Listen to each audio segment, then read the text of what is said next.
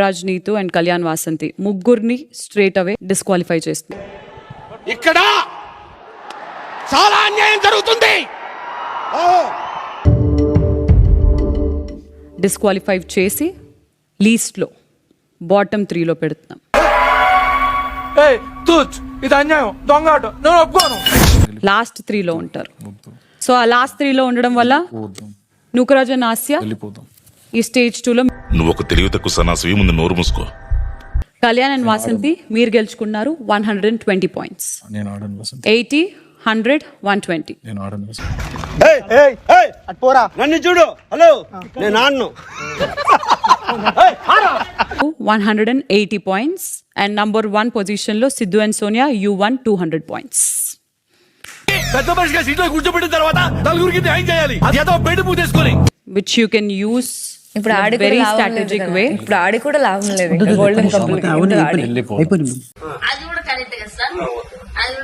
ఇంకా ఆడి కూడా లాభం లేదు. వద్దు వదిలేసి వద్దు మా వద్దు వదిలే ఎన్ని ఆయన చేసిన అన్ని ఇప్పుడు నాకు కూడా ఎఫెక్ట్ పడుతున్నట్టే కదా. ఆయన చేసినామనంటే ఇట్స్ అ కపుల్ షోను.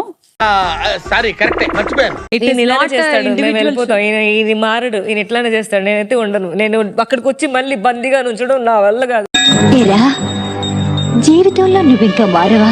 మారను, ఉండలేకపోతున్నాను. నేను అస్సలు ఉండి ఇక్కడ వెళ్ళిపోదు.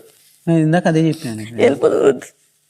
ఈ జన్మకి చాలు, నేను పోతాను అన్నయ్య, నేను పోతాను. నాకు ఇది వద్దు వద్దన్నయ్య, నేను పోతాను అన్నయ్య, నేను పోతాను. సిద్ధు అండ్ సోనియా ఇక్కడ ఉన్న కపుల్స్ అందరిలోంచి మీరు ఎవరి దగ్గర నుంచి 50 పాయింట్స్ తీసేసుకుంటారు? ఓకే, మీరు రెడీయా sir? Wait, your thinking right. తీసుకోవచ్చా?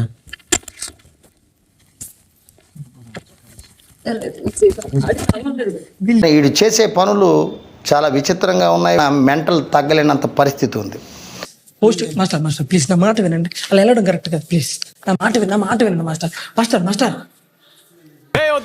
Okay, no use. వాడు విండండి.